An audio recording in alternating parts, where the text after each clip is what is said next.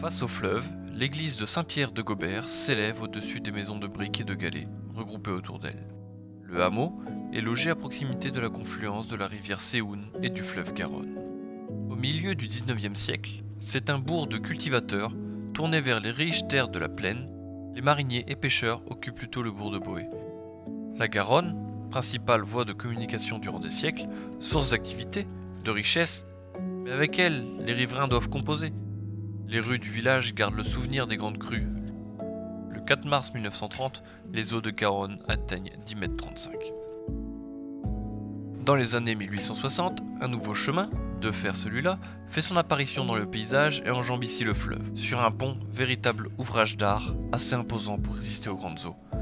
La ligne relie Agen à Vic-en-Bigorre, près de Tarbes. Le réseau ferré supplante bientôt le transport fluvial.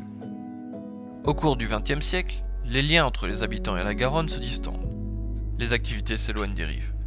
Depuis 2002, la digue de protection contre les crues, aménagée par l'agglomération d'Agen, constitue un véritable écran contre les dangers des débordements, mais aussi entre les hommes et Garonne, en dépit d'un attachement au fleuve qui existe encore.